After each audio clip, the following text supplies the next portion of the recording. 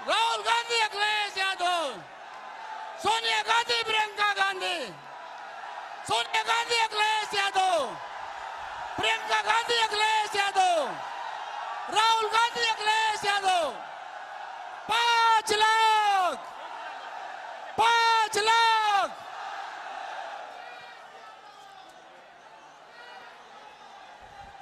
कृपया राहुल गांधी, अखिलेश यादव, राहुल गांधी, अखिलेश यादव, प्रियंका गांधी, अखिलेश यादव, सोनिया गांधी, अखिलेश यादव। इंडिया गठबंधन जिंदाबाद, इंडिया गठबंधन जिंदाबाद, इंडिया गठबंधन जिंदाबाद। राहुल गांधी, अखिलेश यादव, राहुल गांधी, प्रियंका गांधी, राहुल गांधी, अखिलेश यादव। बहुत बहुत धन्यवाद। अब मैं मंच एआईसीसी के सेक्रेटरी धीरज गुजर जी को सौंपता हूं। धीरज गुजर जी। मैं रायबरेली के कांग्रेस जिला अध्यक्ष श्री पंकज तिवारी जी और समाजवादी पार्टी के जिला अध्यक्ष वीरेंद्र यादव जी से आग्रह करूंगा कि आप आए और सम्माननीय राहुल गांधी जी को गमछा पहनाकर स्वागत करें और माला लेकर हमारे समाजवादी के विधायकगण, कांग्रेस के विधायक उम्मीदवार आए। कांग्रेस के हमारे विधायक उम्मीदवार सुशील पासी जी, सुधा जी,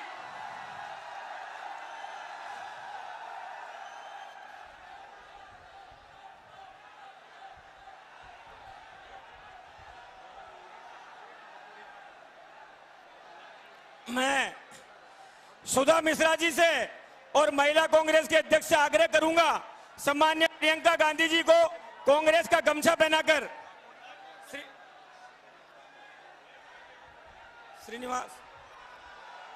श्रीनिवास गमछा।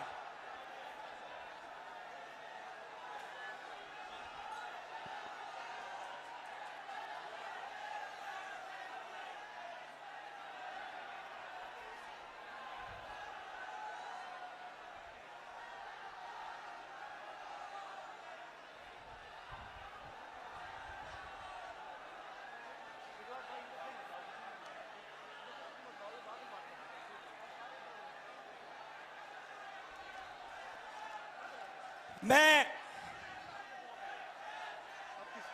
स्वागत उद्बोधन के लिए मैं आमंत्रित करूंगा हमारे जिला अध्यक्ष पंकज तिवारी जी आए, कांग्रेस पार्टी के जिला अध्यक्ष पंकज तिवारी जी आए और स्वागत उद्बोधन प्रारंभ करें।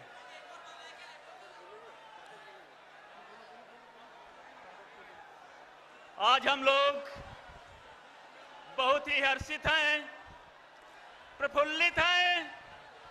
हम लोगों के बीच में हमारी रायबरेली के परिवार की मुखिया आदरणीय श्रीमती सोनिया गांधी जी, आदरणीय श्री राहुल गांधी जी, श्रीमती प्रियंका गांधी जी और रायबरेली में हमारे उत्तर प्रदेश के मुख्यमंत्री, पूर्व मुख्यमंत्री माननीय अखिलेश यादव जी आए हैं। रायबरेली की ओर से हम आप सभी का हार्दिक अभिनंदन और वंदन करते हैं। विशेष रूप से हम सब श्रीमती प्रियंका गांधी जी को आभार प्रकट करना चाहते हैं। जिस तरह से रायबरेली लोकसभा के चुनाव में कैंपेनिंग कर रही हैं, बड़ी मेहनत कर रही हैं, हम सब लोग उनके आभारी हैं।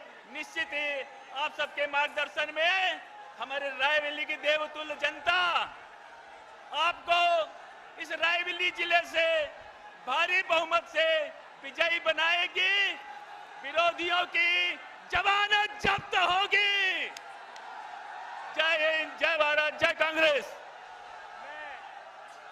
समाजवादी पार्टी के जिला अध्यक्ष वीरेंद्र यादव जी से आग्रह करूंगा आप पहुंचे और इंडिया गठबंधन के दोनों नेता राहुल जी और अखिलेश यादव जी का स्वागत भाषण करें। देश के करोड़ों किसानों, नौजवानों, छात्रों, युवाओं के नेता, समाजवादी पार्टी के राष्ट्रीय अध्यक्ष और उत्तर प्रदेश के पूर्व मुख्यमंत्री माननीय अखिलेश यादव जी का इस ग्राउंड में मैं समाजवादी पार्टी रायबरेली की तरफ से हार्दिक स्वागत एवं अभिनंदन करता हूं।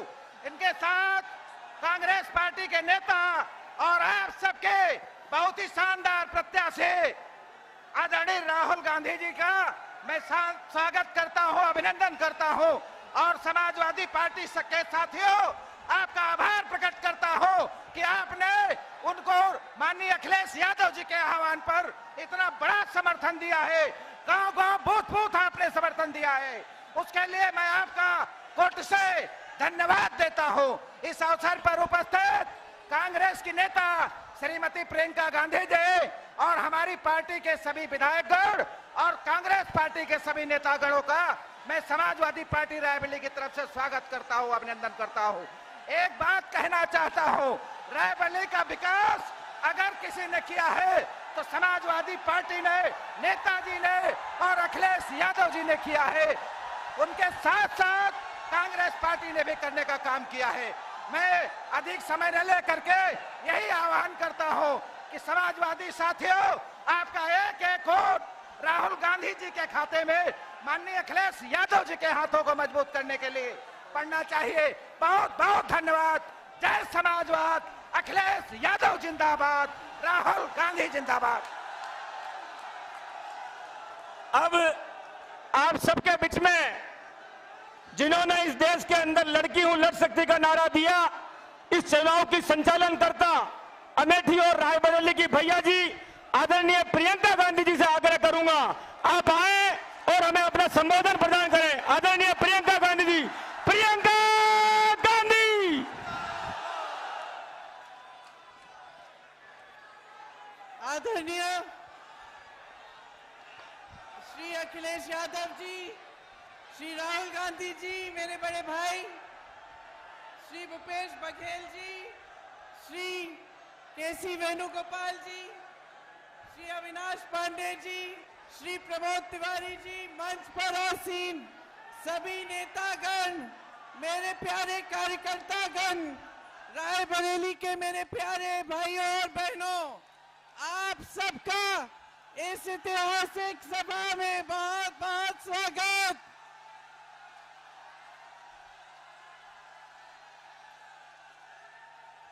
पूरा देश देख रहा है।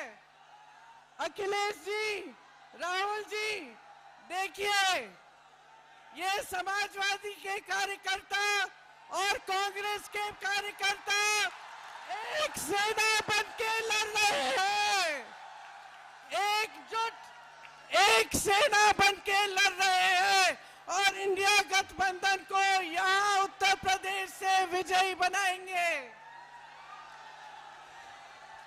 मैं आप सबको बहुत बहुत आभार प्रकट करना चाहती हूँ कि किस तरह से आपने इस चुनाव में पूरे देश को दिखाया है कि दो पार्टियां नहीं, आप एक सेना है। दिल से आप साथ में लगे, दिल से आपने काम किया।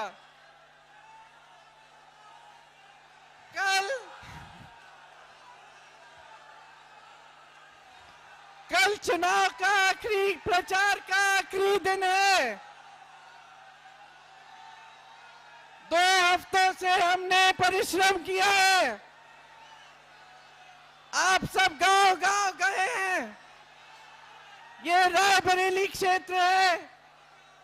इस क्षेत्र से मेरे परिवार का एक बहुत गहरा, प्रेम भरा, श्रद्धा से भरा हुआ रिश्ता है।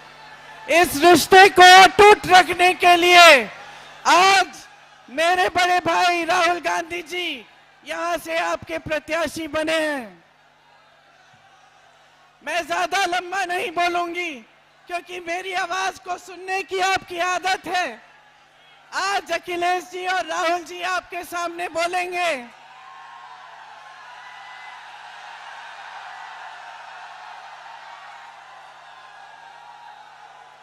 मैं सिर्फ इतना कहूंगी कि 10 सालों से इस देश का आदमी, इस देश का गरीब, इस देश का किसान प्रताड़ित है। इस देश की पुकार थी, किसानों की पुकार थी कि हमारी आवाज सुनिए। मजदूरों की पुकार थी कि हमें राहत दीजिए। महिलाओं की पुकार थी कि हमारे साथ अत्याचार हो रहा है, हमें सुरक्षा दीजिए। इस देश की जन जन की पुकार थी कि आपकी सुनवाई हो, लेकिन नरेंद्र मोदी जी की सरकार में आपकी कोई सुनवाई नहीं हुई।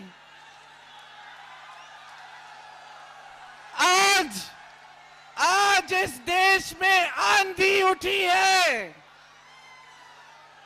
इस देश की आवाज है, इस देश की पुकार है कि ये भाजपा की तानाशाही, भाजपा की जो सत्ता के लिए सब कुछ करने वाली सरकार को हटाया जाए और एक नई चेतना से एक नई राजनीति देश में स्थापित हो।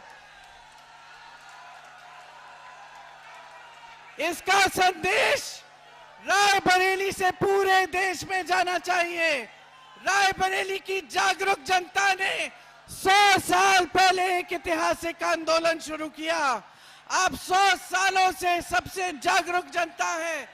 यहां से देश को संदेश दीजिए कि आप एक नई तरह की स्वच्छ राजनीति चाहते हैं और मोदी जी की सरकार को उखाड़ कर फेंक दीजिए।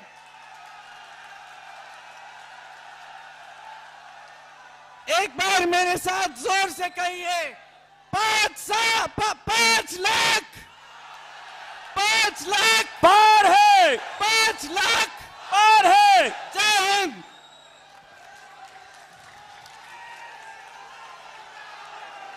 अब आप सबके बीच में इंडिया गठबंधन में पीडीए की आवाज समाजवादी पार्टी के राष्ट्रीय अध्यक्ष अखिलेश यादव जी से आग्रह करूंगा कि आप आए। अखिलेश यादव जिंदाबाद, जिंदाबाद, जिंदाबाद। अखिलेश यादव जिंदाबाद, जिंदाबाद, जिंदाबाद। अखिलेश यादव जिंदाबाद, अखिलेश यादव जिंदाबाद, अखिलेश यादव जिंदाबाद।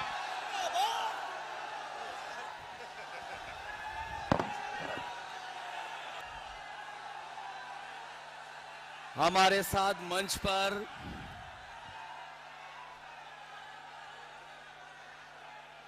इस मंच पर उपस्थित कांग्रेस पार्टी के नेता और इस लोकसभा से प्रत्याशी हमारे और इंडिया गठबंधन के साथी राहुल गांधी जी यहां पर लगातार जनता के बीच में जनता को अपने साथ जोड़ने के लिए लगातार जनता के बीच में रहने का काम कर रही कांग्रेस पार्टी की नेता प्रियंका गांधी जी, मंच पर उपस्थित छत्तीसगढ़ के पूर्व मुख्यमंत्री बघेल जी, कांग्रेस पार्टी के वरिष्ठ नेता प्रमोद तिवारी जी, समाजवादी पार्टी के हमारे जिलाध्यक्ष वीरेंद्र जी,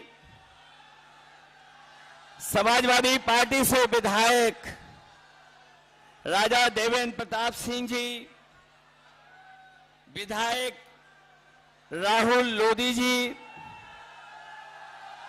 हमारे बछरावा और हमारे दूसरे सभी हमारे पार्टी के विधायक नेतागण, कांग्रेस पार्टी के सभी वरिष्ठ नेतागण जो मंच पर दिखाई दे रहे हैं, और मैं देख रहा हूं कि जनसभा में बड़ी संख्या में कांग्रेस और समाजवादी पार्टी के सभी पदाधिकारी मुझे दिखाई दे रहे हैं। इस चुनावी जनसभा में उपस्थित हमारे किसान भाई, आदरणीय बुजुर्ग, माताएं, बहनें और बड़ी संख्या में नौजवान साथी पत्रकार बंधुओं, मैं सबसे पहले इस चुनावी जनसभा में उपस्थित आप सबका मैं बहुत बहुत धन्यवाद और आभार प्रकट करना चाहता हूं। मैं देख रहा हूं जहां से मैं चल करके आया हूं, जहां से मैं चल करके आया हूं, लगातार मुझे सड़कों पर जन सैलाब दिखाई दे रहा है, जो अभी मैदान में नहीं पहुंच पाया है। इस मैदान में जहां पंडाल है, पंडाल के बीच मुझे लोग दिखाई दे रहे हैं। दाईं तरफ जहां कहीं छाया नहीं है, अपना गमछा सर पे रख करके, और दूर बाईं तरफ ये जो जन सैलाब दिखाई दे रहा है, ये आज फैसला कर रहा है कि राहुल गांधी जी न केवल जीतेंगे, बल्कि देश की रिकॉर्ड जीतों में ये रायबरेली शामिल होने जा रहा है। और ये जन सैलाब बता रहा है, ये जन सैलाब ने रायबरेली की राय तय कर दी है। रायबरेली की यही राय है, भाजपा यहां से जाए। हम लोग अक्सर भाषणों में सुनते हैं, हर जगह पर देश के एक नेता हैं जो हर जगह पर अपना झूठा रिश्ता निकाल लेते हैं। एक देश के नेता हैं, बहुत बड़े नेता, जहां जाते हैं वहां पर अपना एक झूठा रिश्ता निकाल लेते हैं। वो भी देखने और सुनने कि राहुल गांधी जी का सच्चा रिश्ता रायबरेली से है।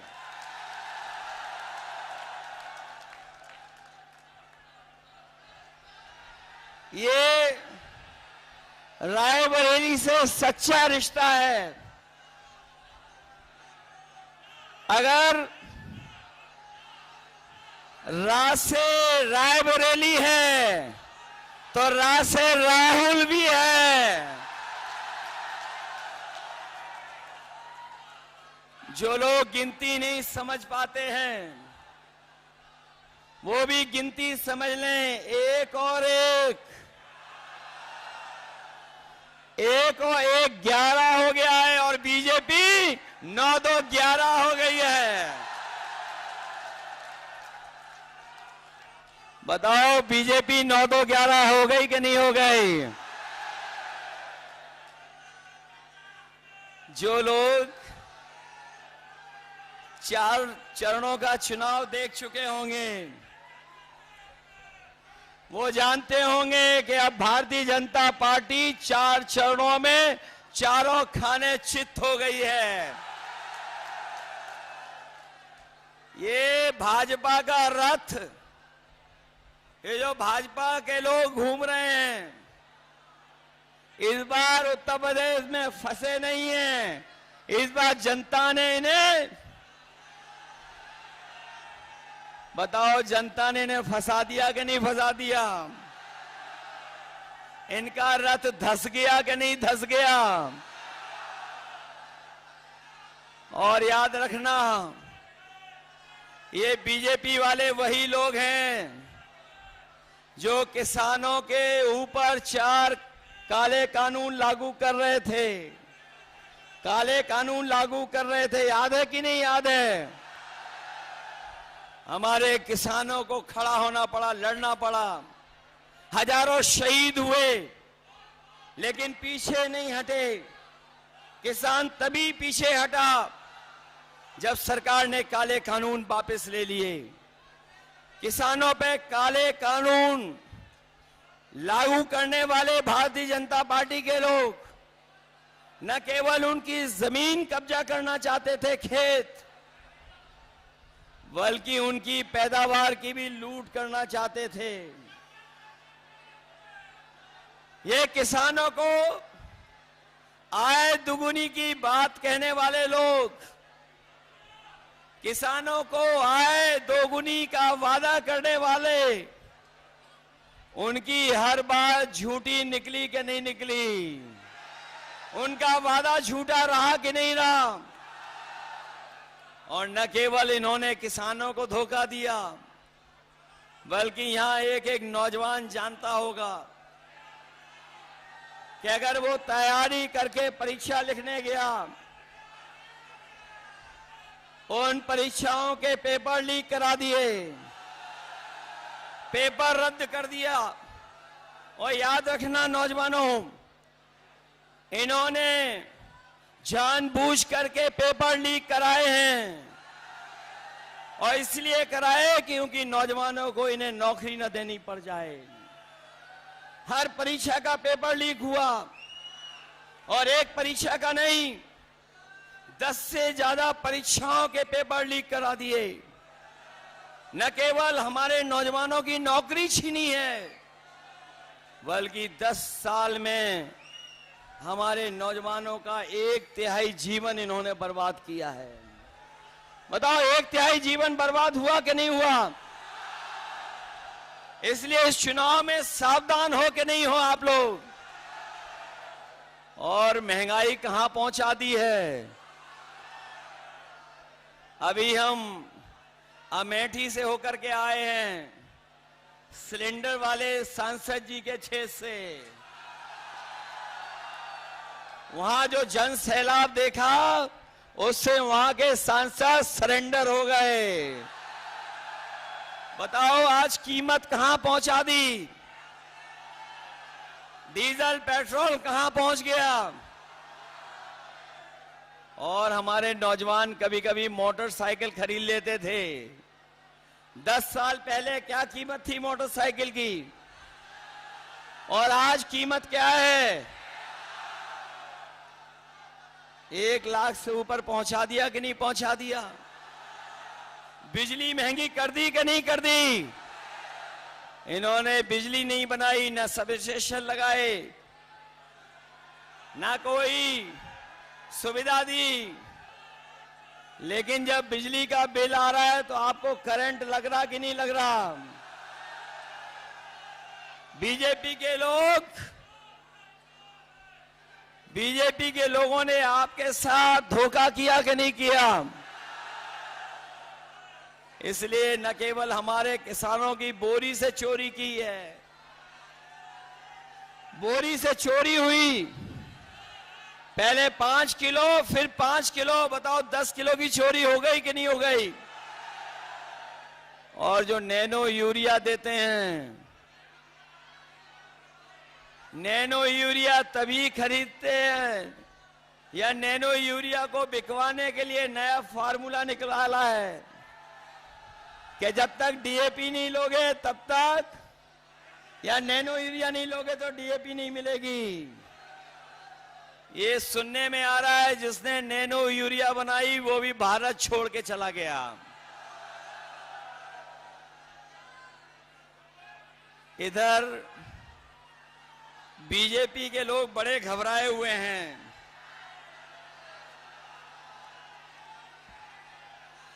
ये बीजेपी के लोग बड़े घबराए हुए हैं, और दिल्ली वालों ने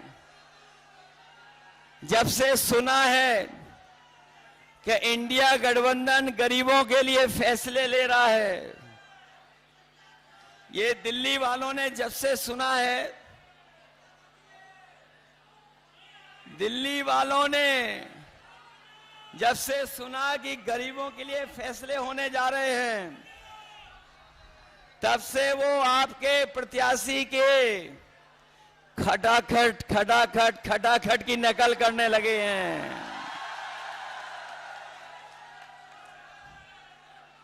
वो कह रहे हैं कि हम लोग विदेश चले जाएंगे, लेकिन हमारे देश की जनता जागरूक है। वो जानती है कि उन्होंने कुछ साल पहले ही अपने खासम खास लोगों को एक के बाद एक विदेश भेजने का काम किया था। बताओ, उनके जो मित्रगण थे या साथी थे, एक के बाद एक खटाखट खटाखट खटाखट विदेश भाग गए कि नहीं भाग गए?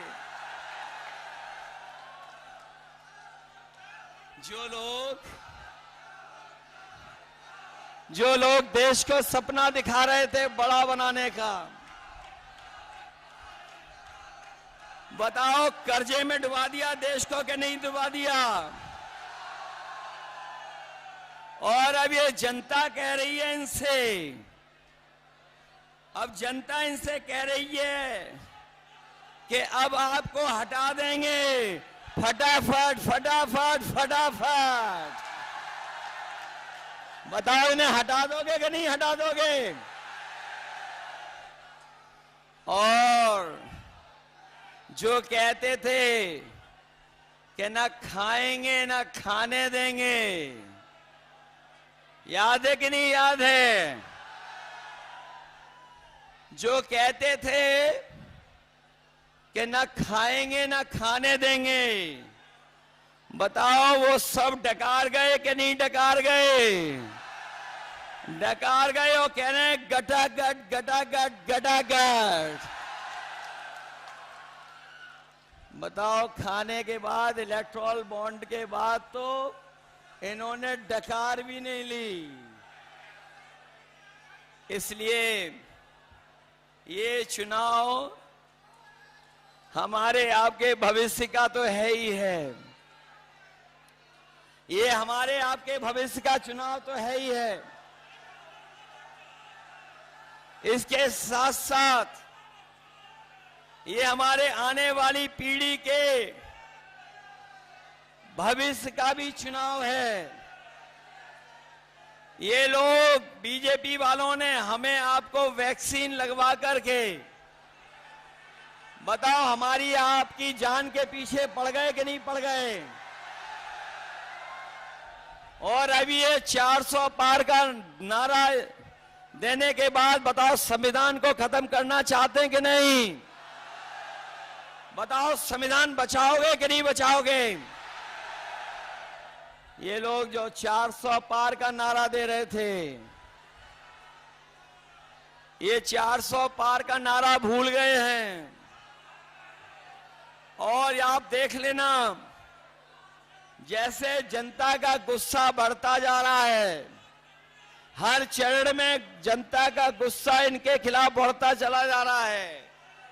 7वें चरण में जनता का गुस्सा 7वें आसमान पे होगा।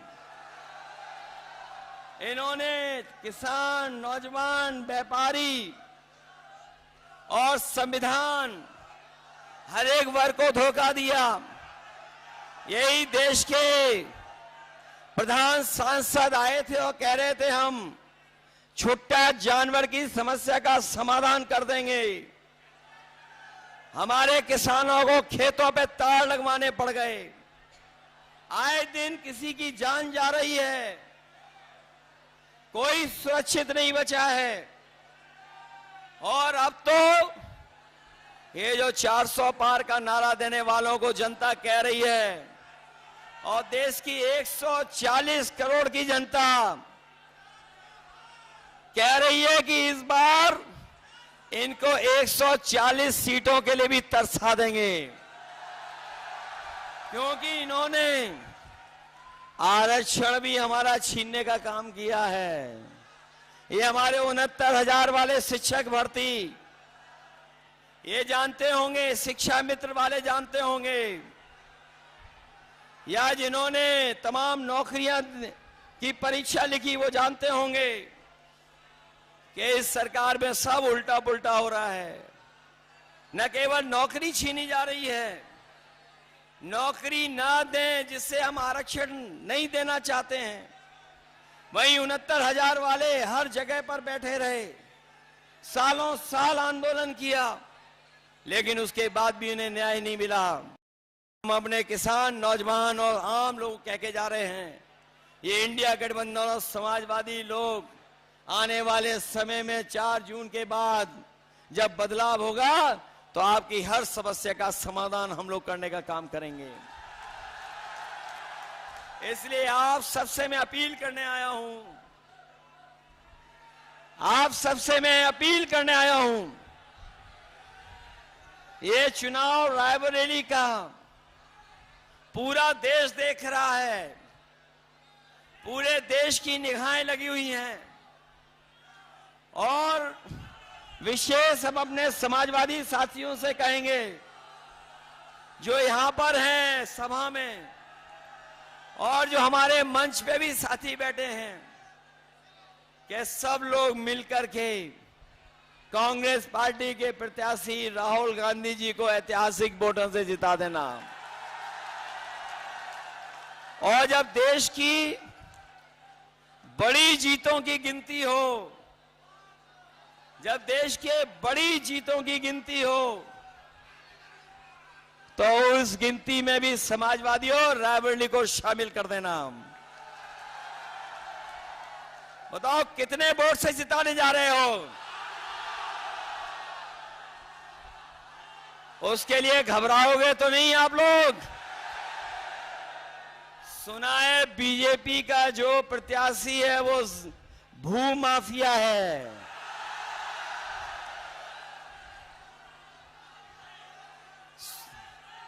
और बताओ बहुत धोखेबाज है कि नहीं है? अब मैं अपने कांग्रेस पार्टी के कार्यकर्ताओं से पूछूंगा, बताओ आपको धोखा दिया कि नहीं दिया? समाजवादियों आपको धोखा दिया कि नहीं दिया? ये जो समय समय पर बुलडोजर लेकर के चलते थे, बताओ अपने वोट का बुलडोजर चलवाओगे कि नहीं चलाओगे? और अगर आपको बूथ पे रोके तो रुक तो नहीं जाओगे?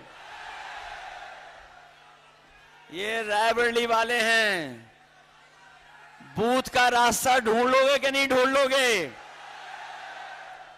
ऐसा तो नहीं कि अगर आपको रोके तो आप रुक जाओ। इनको अपना बूथ तो नहीं लूटने दोगे? इसलिए हराओ ऐसे भूमाफिया को और धोखेबाज को। बताओ धोखा दिया कि नहीं दिया? सुनने में आया है कि हमारा दूसरा धोखेबाज भी यूं ही चला गया है।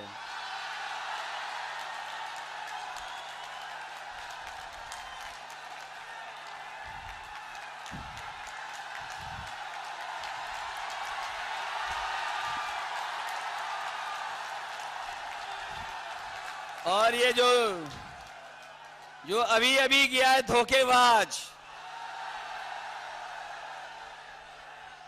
उसकी खासियत है, जो अभी अभी धोखेबाज गया उसकी एक बहुत अच्छी खासियत है कि वो जहां जाता है वहीं गड्ढा खोदता है। इसलिए सावधान हो कि नहीं हो? आपके एक वोट से लाखों वोट से तो राहुल गांधी जी जीतेंगे ही जीतेंगे, लेकिन इन धोखेबाजों से भी हिसाब किताब होगा। मैंने सुना है कि कोई धोखेबाज जो समाजवादियों को धोखा दे करके अपने घर पर 2 नंबर वाले नेता को बुलाया था।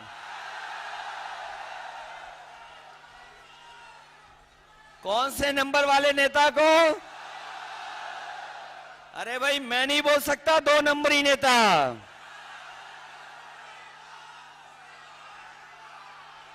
तो इसलिए रायबरेली वालों और समाजवादियों, ये आपकी भी परीक्षा है कि अगर कांग्रेस पार्टी आगे बढ़ रही है तो 5 लाख से ज्यादा वोट जिताने का काम करना, इसलिए जिताना। यही निवेदन, यही अपील करने आया हूं। मैं बहुत बहुत बधाई देता हूं अपने कार्यकर्ता नेताओं का जिन्होंने ऐतिहासिक कार्यक्रम किया है। वहीं हमारी पार्टी के जितने भी नेता बैठे हैं, विधायक, पदाधिकारी, सांसद और जो संगठन के लोग हैं, मैं उनका भी धन्यवाद देता हूं। मुझे उम्मीद है, भरोसा है कि जिस दिन वोट आप डालेंगे, एक एक वोट कांग्रेस पार्टी के पक्ष में डाल करके इतिहास बनाने का काम करना। आप सबको बहुत बहुत धन्यवाद और बहुत बहुत बधाई देता हूं।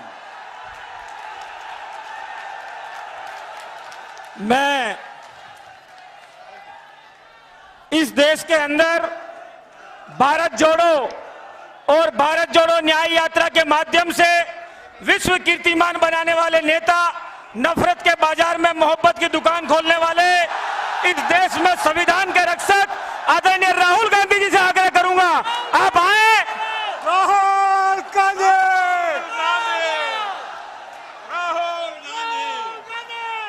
हमारे बीच में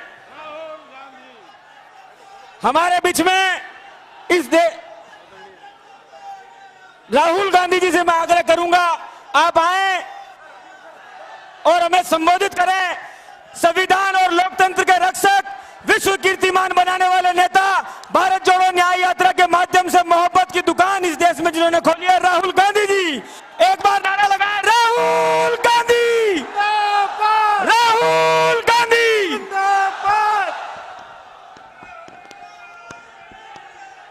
अखिलेश यादव जी, मेरी बहन प्रियंका जी, केसी वेणुगोपाल जी, अविनाश पांडे जी, भूपेश बघेल जी, पंकज तिवारी जी, वीरेंद्र यादव जी, सुशील पासी जी, आरपी यादव जी, राहुल लोधी जी, सुधा द्विवेदी जी, मनीष सिंह जी, सुंदर भारती जी, देवेंद्र प्रताप सिंह जी, अतुल सिंह जी, सुरेंद्र विक्रम सिंह जी, इंडिया अलायंस के स्टेज पर वरिष्ठ नेता, हमारे कांग्रेस पार्टी के, समाजवादी पार्टी के, इंडिया गठबंधन के प्यारे कार्यकर्ता बब्बर शेर,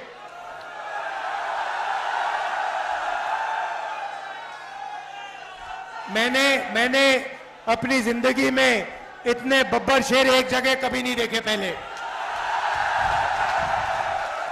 आमतौर से बब्बर शेर जंगल में अकेले घूमते हैं, एक साथ नहीं आते।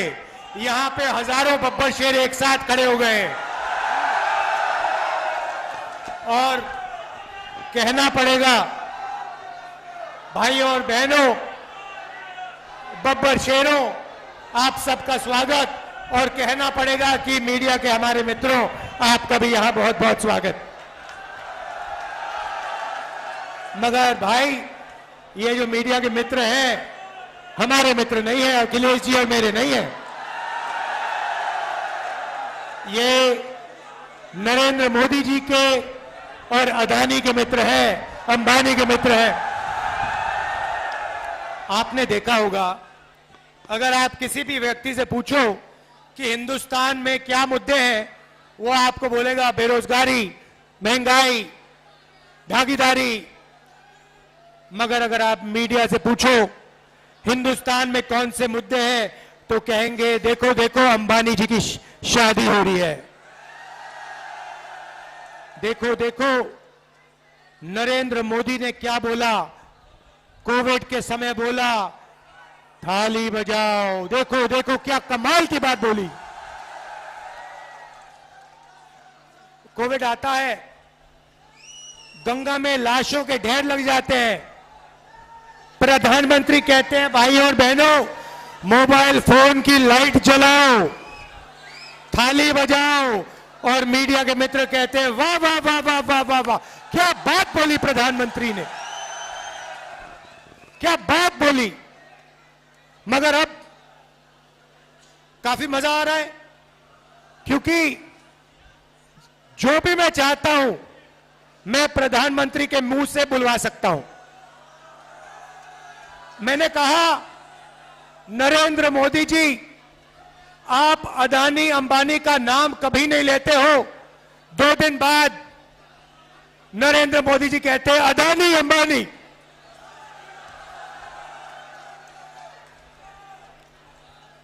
फिर मैंने कहा कि हम बैंक अकाउंट में ठकाठक ठकाठक ठकाठक ठकाठक पैसा डालेंगे। नरेंद्र मोदी अपने भाषण में कहते हैं ठकाठक ठकाठक ठकाठक ठकाठक। आप मुझे बताओ क्या बुलवाना है नरेंद्र मोदी से, मैं कल बुलवा देता हूं। 2 मिनट लगेंगे। और अगर कुछ नहीं बुलवाना है वो भी बता दो। नरेंद्र मोदी हार एक्सेप्ट कर गए हैं।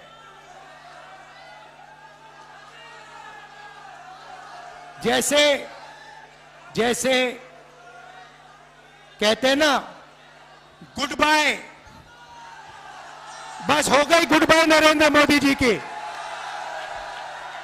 मैं आपको लिख के दे रहा हूं, 4 जून नरेंद्र मोदी हिंदुस्तान के प्रधानमंत्री नहीं रहेंगे। और इसका भाई और बहनों कारण है, ये ऐसे ही नहीं हुआ। नरेंद्र मोदी जी ने हिंदुस्तान के गरीब लोगों का अपमान किया है। 22 लोगों का 16 लाख करोड़ रुपया उन्होंने कर्जा माफ किया। भाई और बहनों, 24 साल का मनरेगा का पैसा नरेंद्र मोदी ने 22 लोगों को दिया। यूपीए की सरकार थी, हमने हिंदुस्तान के सब किसानों का कर्जा माफ किया था। अगर आप उतना ही पैसा 24 बार किसानों का कर्जा माफ करो, उतना पैसा नरेंद्र मोदी ने 22 लोगों को दिया। किसानों का अपमान किया, काले कानून लाए, मजदूरों को कोविड के समय घर पैदल भेजा।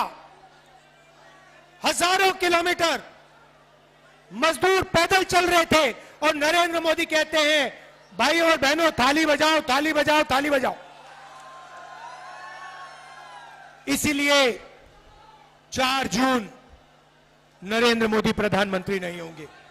इंडिया की सरकार आएगी और वो सरकार आपकी सरकार होगी।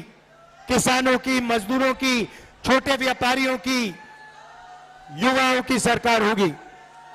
भाई और बहनों, युवा ने, और मैं भाई पूरे देश में मीटिंग कर रहा हूं, पूरे देश में युवा ने मन बना लिया है, नरेंद्र मोदी नहीं चाहिए, नहीं चाहिए, नहीं चाहिए।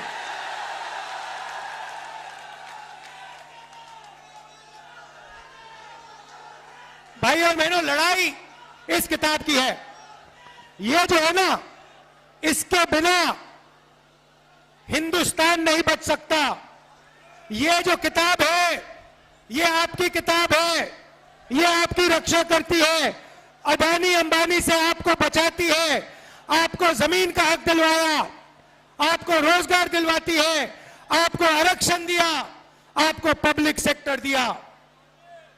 इस किताब को बीजेपी के लोग खत्म करना चाहते हैं, फाड़ के फेंकना चाहते हैं। मैं आप सबके साथ मिलके बीजेपी और आरएसएस के लोगों को कहना चाहता हूं, आप लोग सपने मत देखो, इस किताब को कोई नहीं मिटा सकता है।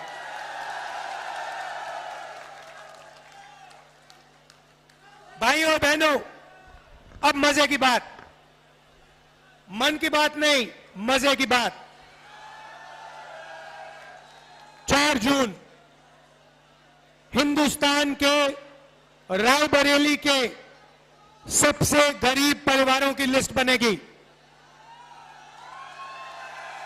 अगर आप रायबरेली में रहते हो और आप गरीब हो, आपका नाम, आपके परिवार का नाम इस लिस्ट में जाएगा। ये लिस्ट हर स्टेट में, हर डिस्ट्रिक्ट में, पूरे देश में बनेगी। हर गरीब परिवार में से एक महिला का नाम चुना जाएगा। करोड़ों महिलाओं के नाम चुने जाएंगे और हर महिला के बैंक अकाउंट में 10 नहीं, 20,000 नहीं, 50,000 नहीं, 90,000 नहीं, 1 लाख रुपया अंदर, बैंक अकाउंट के अंदर 1 लाख रुपया। हर महीने आप जगोगे, रायबरेली के लोग जगेंगे, किसान, मजदूर, मनरेगा करने वाले, आशा, आंगनवाड़ी में जो महिलाएं काम करती हैं, ये सब उठेंगे 4 जून। इंडिया की सरकार बनेगी और 4 जुलाई 9 बजे सुबह लाखों परिवारों के बैंक अकाउंट में 8,500 रुपए कड़ाक से अंदर जाएगा।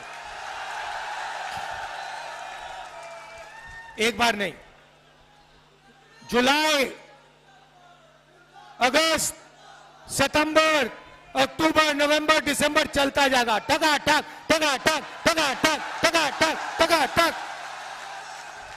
भाई और बहनों, करोड़ों लाखपति बनाने हैं, करोड़ों लाखपति बनाने हैं। रायबरेली में, उत्तर प्रदेश में, हिंदुस्तान में इन्होंने 22 अरबपति बनाए। मैं आपको बता रहा हूं, हम करोड़ों लाखपति बनाएंगे, हर साल लाखों रुपए बैंक अकाउंट में। इसीलिए नरेंद्र मोदी घबराए हुए हैं। उन्होंने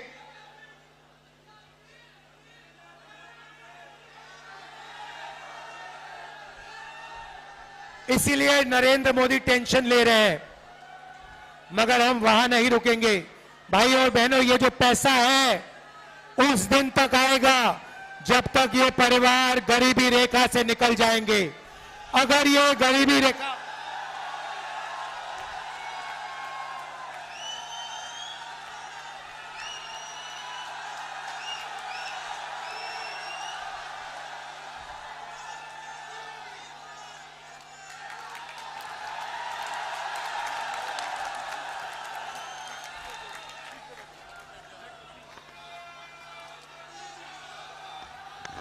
तो ये पैसा उस दिन तक जाएगा जब तक ये परिवार गरीबी रेखा से नीचे होंगे। आप सोचिए, लाखों महिलाओं के बैंक अकाउंट में लाख रुपए साल के। किसानों को नरेंद्र मोदी ने 3 काले कानून दिए, सारे के सारे किसान सड़क पे उतर आए। हमने यूपीए के समय कर्जा माफ किया था। रायबरेली के किसानों, अच्छी तरह सुन लो, 4 जून आपका कर्जा माफ होने जा रहा है। और पहली बार कांग्रेस पार्टी रायबरेली के किसानों को, हिंदुस्तान के किसानों को अपने अनाज के लिए, धान के लिए, आलू के लिए, शुगर केन के लिए कानूनी मिनिमम सपोर्ट प्राइस देने जा रही है। चिप्स के पैकेट के लिए सही दाम मिलता है। जो भी आप खरीदते हो उस पर लिखा होता है, सही दाम लिखा होता है, मगर जब किसान अपना धान, शुगर केन, कपास बेचने जाता है उसे सही दाम नहीं मिलता। इसीलिए हम गारंटी करके कानूनी मिनिमम सपोर्ट प्राइस हिंदुस्तान के किसानों को देने जा रहे हैं।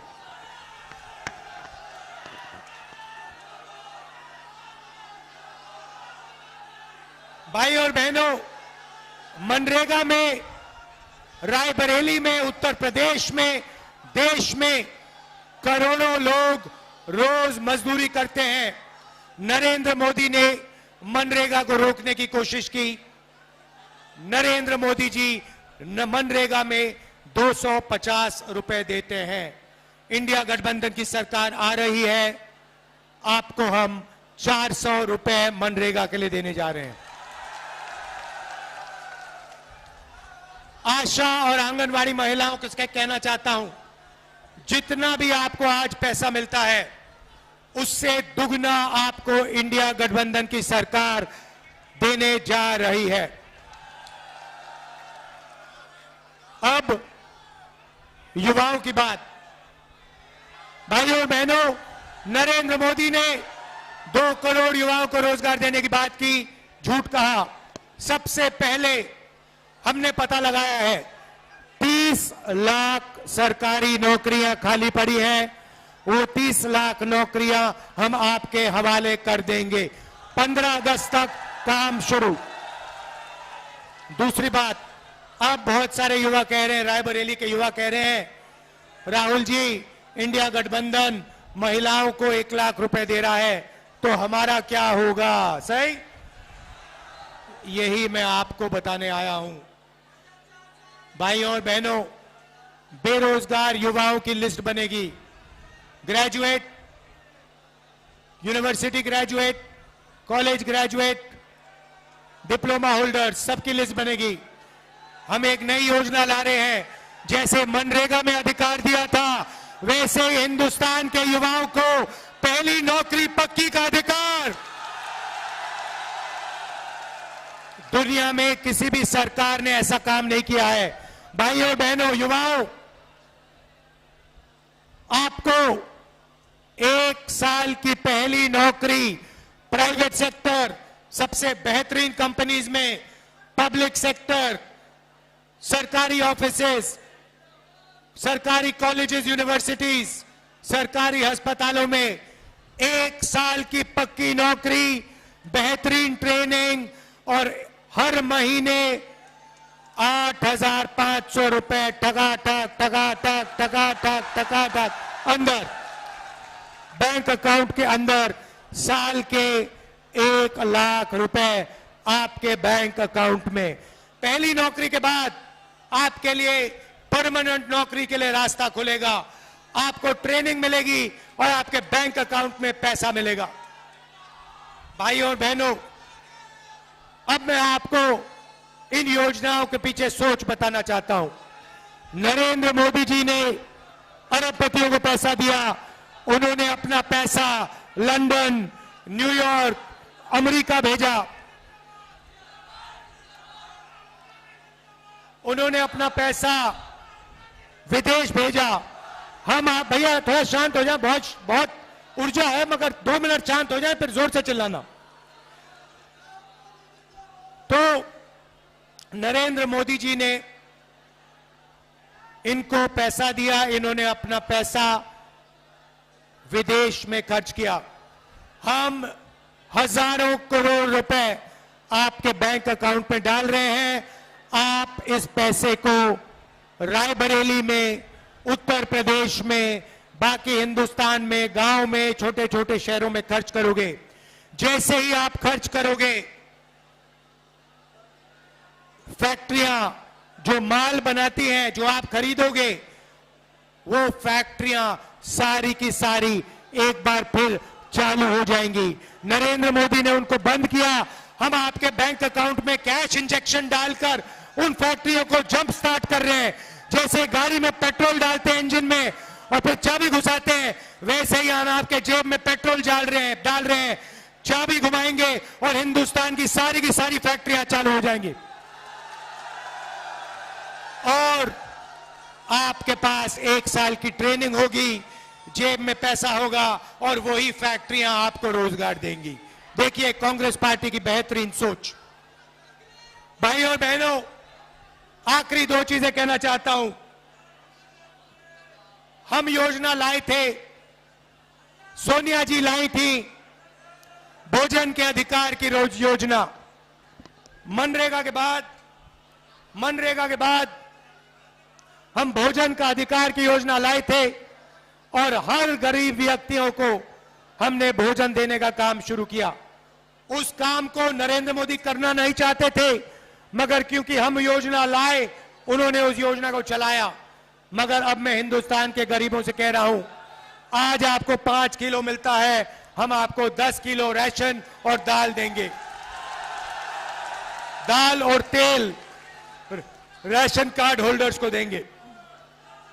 भाइयों और बहनों, आखिरी और शायद सबसे जरूरी बात, मेरा और मेरे परिवार का आपके साथ 100 साल पुराना रिश्ता है।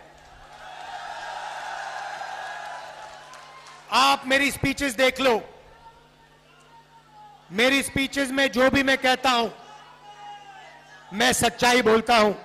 मैं 2 करोड़ युवाओं को रोजगार देने की बात नहीं बोलता हूं, मगर जो मेरे मुंह से निकलता है वो सच्चाई होती है। अगर मैं कुछ कहता हूं तो मैं वो करके दिखाता हूं, रुकता नहीं।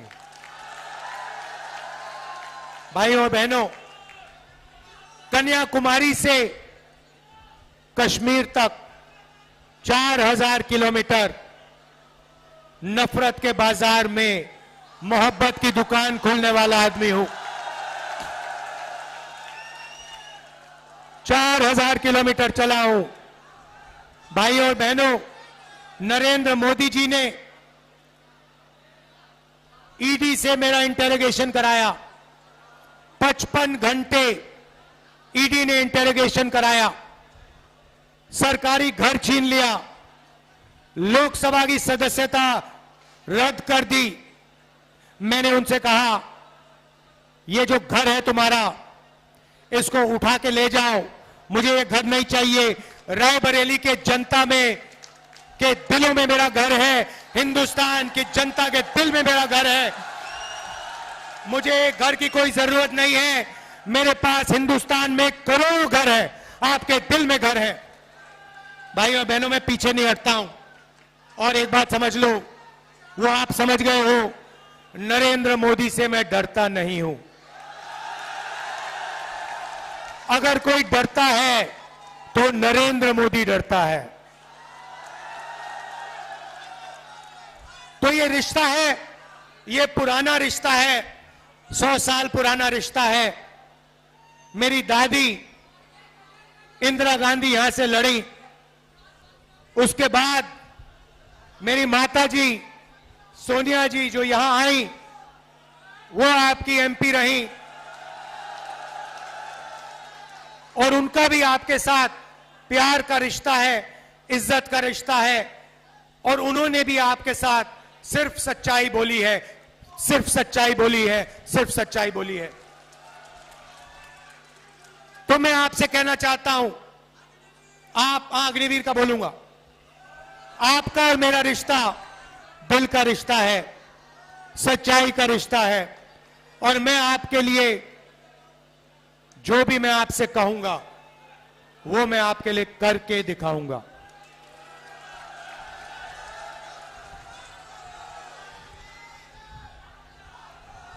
बहुत विकास किया,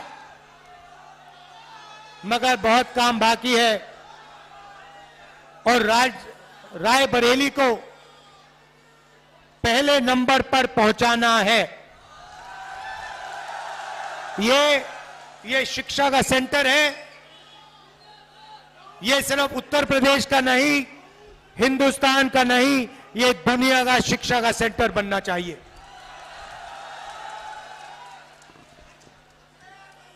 अग्निवीर के 2 शब्द कह देता हूं।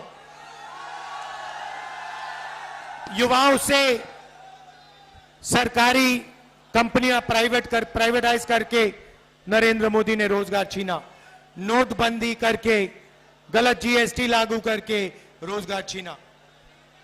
मगर सबसे दुख की बात यह है कि अग्निवीर योजना लागू करके नरेंद्र मोदी ने हिंदुस्तान के युवाओं का अपमान किया है। 5 बजे उठकर हिंदुस्तान के देशभक्त 3 बजे उठकर हिंदुस्तान के देशभक्त 10-15 किलोमीटर दौड़ते थे। नरेंद्र मोदी ने उन सब से कहा कि 2 तरीके के शहीद होंगे। एक, गरीब घर का बेटा जिसे शहीद का दर्जा नहीं मिलेगा, जिसे पेंशन नहीं मिलेगी, जिसे कैंटीन नहीं मिलेगी, उसे अग्निवीर कहा जाएगा।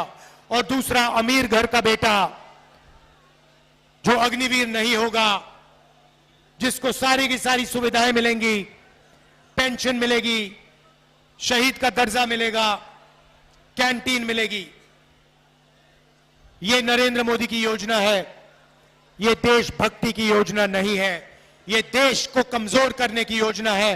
और इसीलिए इस योजना को 4 जून जैसे ही हमारी सरकार आएगी, इस योजना को हम कूड़ेदान में फेंक देंगे हमेशा के लिए।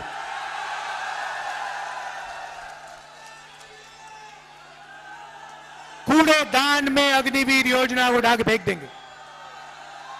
शहीद होंगे तो एक तरीके के शहीद होंगे। जवान होगा तो पेंशन मिलेगा, जवान होगा तो कैंटीन मिलेगी, जवान होगा तो परिवार की रक्षा होगी। हम ऐसे जवान नहीं चाहते जिनकी रक्षा नहीं होगी, जिनको पेंशन नहीं मिलेगी, जिनको शहीद का दर्जा नहीं मिलेगा। सबके दिल में देशभक्ति की भावना है, उस भावना की रक्षा करना है। अग्निवीर योजना उस भावना का अपमान करता है, हम इसको एक्सेप्ट कभी नहीं करेंगे। अग्निवीर योजना को खत्म कर देंगे। मैं आप सबका, देखिए इतना जोश है आप में, इतना जोश है, मैंने आज तक इस कैंपेन में किसी मीटिंग में नहीं देखा। अगर आप थोड़ी और जोर से चिल्लाओगे ये छत उड़ जाएगी। दिल से आपका धन्यवाद करता हूं, आपने इतना प्यार दिया, इतना प्यार दिया, मैं बहुत आभारी हूं। सोनिया जी, प्रियंका जी, अखिलेश यादव जी, आप यहां आए, आपने मेरा समर्थन किया, दिल से आपका धन्यवाद करता हूं। और मेरी जो बहन है, जो दिल से प्रियंका का धन्यवाद करता हूं। नमस्कार, जय हिंद। अब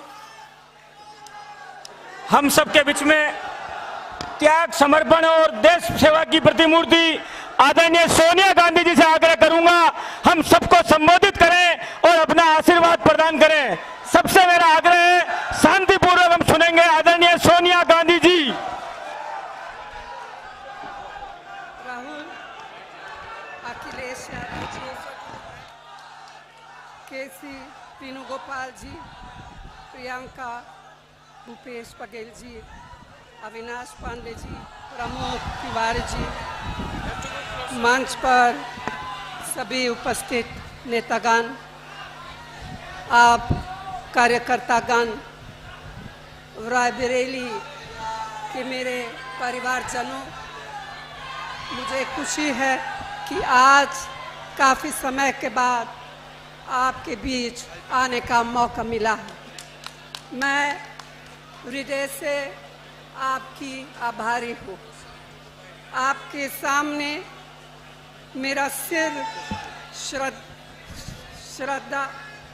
श्रद्धा से झुका हुआ है। 30 साल तक एक सांसद के रूप में आपने मुझे सेवा करने का अवसर दिया। ये मेरे जीवन की सबसे बड़ी पूंजी है। रायबरेली मेरा परिवार है, वैसे अमेठी भी मेरा घर है। न सिर्फ मेरे जीवन की कोमल यादें यहाँ से जुड़ी हुई हैं, बल्कि पिछले 100 साल से हमारे परिवार की जड़ इस मिट्टी से जुड़ी हुई है। गंगा माँ की तरह पवित्र यह रिश्ता अवध और रायबरेली के किसान आंदोलन के साथ शुरू हुआ और आज तक कायम है। इंदिरा जी के दिल में रायबरेली के लिए एक अलग जगह थी। मैंने उन्हें काम करते हुए करीब से देखा। उनके मन में आपके प्रति असीम लगाव था। मैंने राहुल और प्रियंका को वही शिक्षा दी जो इंदिरा जी ने और रायबरेली की जनता ने मुझे दी।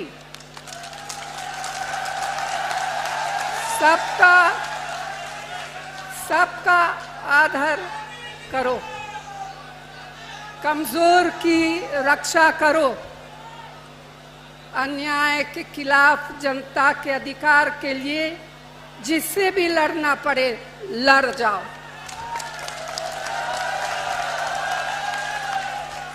डरना मत, क्योंकि संघर्ष की तुम्हारी जड़ें और परंपराएं बहुत मजबूत है। मेरा आंचल जीवन भर आपके आशीर्वाद और प्रेम से भरा रहा है। आपके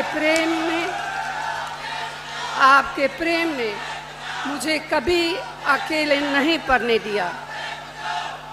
मेरा सब कुछ आपका दिया हुआ है।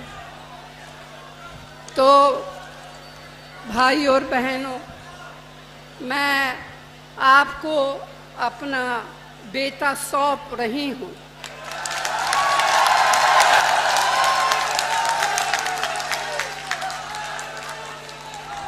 अपना बेटा सौंप रही हूँ, जैसे आपने मुझे अपना माना, वैसे ही राहुल को अपना मान कर रखना है। ये राहुल आपको निराश नहीं करेंगे। और इस सभा में आने के लिए मैं दिल से आप सभी को धन्यवाद देती हूँ।